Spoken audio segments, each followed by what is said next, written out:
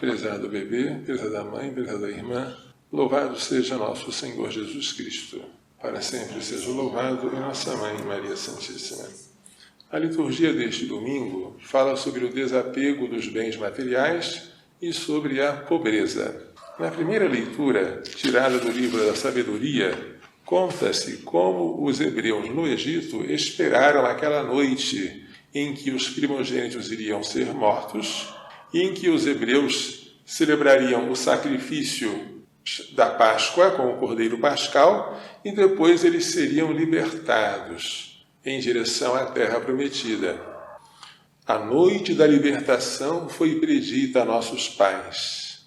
Ela foi esperada por teu povo como salvação para os justos. Os piedosos filhos dos bons, assim o autor chama os antepassados, ofereceram sacrifícios secretos. Por quê secretos? Porque cada cordeiro pascal era oferecido em casa. Então, como o sacrifício era um cordeiro por casa, um cordeiro por família, não era um sacrifício público, era um sacrifício secreto. E de comum acordo fizeram este pacto divino, que os santos, ou seja, os hebreus que estavam saindo do Egito, participariam solidariamente dos mesmos bens e dos mesmos perigos. Os seus bens seriam comuns. Eles não seriam cobiçosos, avarentos. Eles estavam saindo de um lugar de escravidão. Iriam para a terra prometida, onde corre leite e mel. Era noite, estavam comendo às pressas o Cordeiro Pascal. Eles decidiram que iam compartilhar os bens e compartilhar os perigos durante a viagem. A viagem não é ocasião de ficar disputando o que é meu, o que é teu. Na viagem tudo é de todos, porque todos precisam de todos e a gente divide as coisas para o bem da comunidade. A carta aos Hebreus, no capítulo 11, fala da fé dos antepassados. A fé é um modo de possuir aquilo que se espera e uma convicção daquilo que não se vê. A fé se volta para o futuro e para o invisível. Depois o autor da carta diz inúmeras vezes, foi pela fé, foi pela fé, foi pela fé. Foi a fé que valeu aos antepassados um bom testemunho. Foi pela fé que Abraão obedeceu a ordem de partir para uma terra que deveria receber como herança, a terra de Canaã, e partiu sem saber para onde ia. Deixou a sua parentela na Mesopotâmia, na cidade de Ur dos Caldeus, deixou seu pai Taré, e foi para a terra de Canaã que ele não conhecia. Foi pela fé. Foi pela fé que ele gerou Isaque. Ele, já velho, sua esposa em idade avançada, recebeu pela fé a graça de gerar um filho. E foi pela fé que ele ofereceu este único filho em sacrifício. E assim, a sua oferta do filho, que depois foi recuperado e substituído por um cordeiro, tornou-se um símbolo da morte e da ressurreição de Cristo.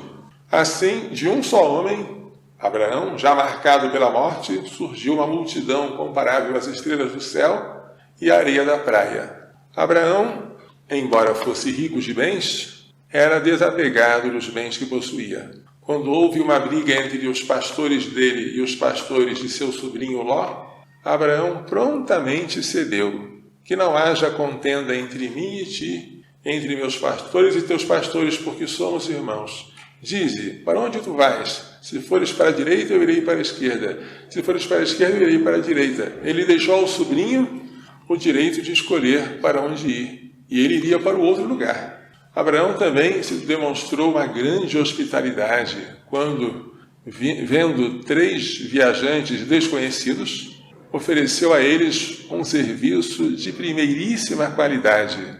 Fez que eles se sentassem sobre a sombra de um carvalho, que recebessem coalhada, leite, um cabrito muito bem preparado, e ele ficou em posição de pé, como um garçom que está servindo.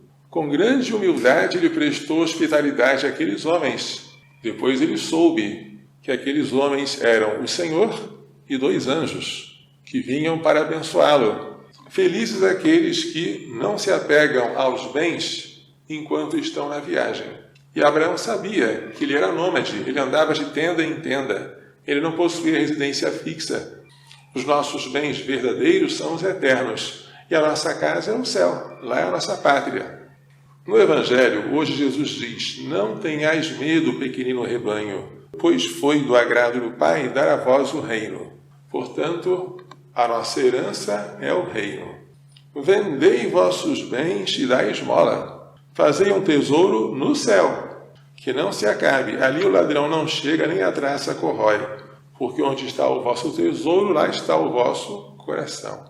Por isso, na Santa Missa, nós dizemos corações ao alto, e o povo responde: o nosso coração está em Deus.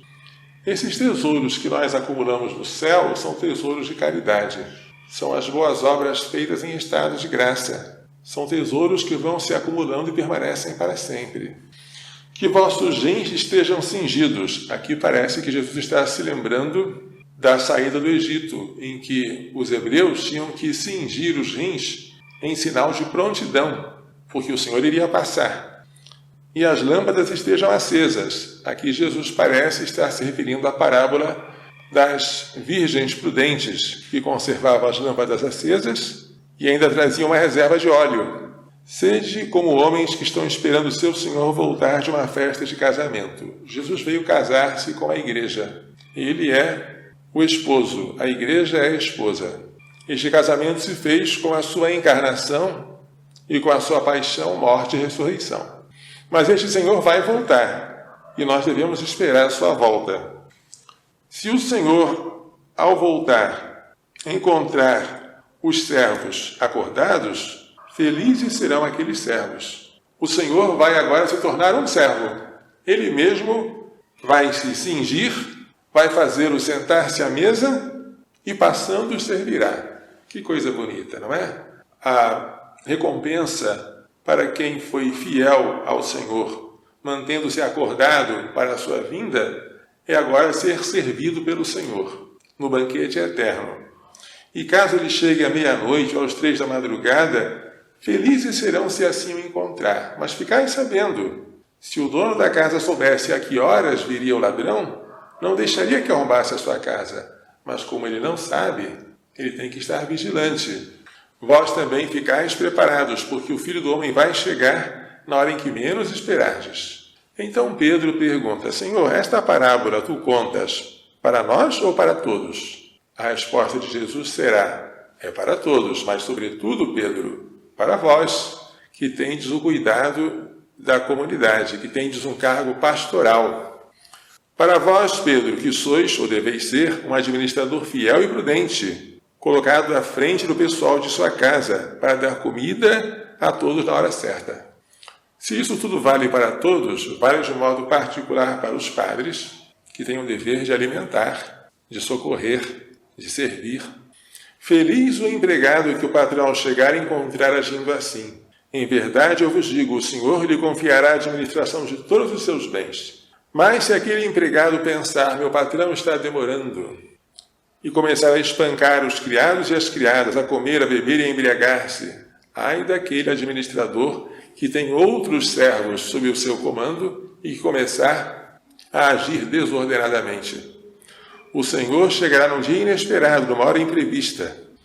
Ele o partirá ao meio, é uma linguagem figurada que significa a excomunhão, o não fazer parte do reino dos céus, e fará participar do destino dos infiéis.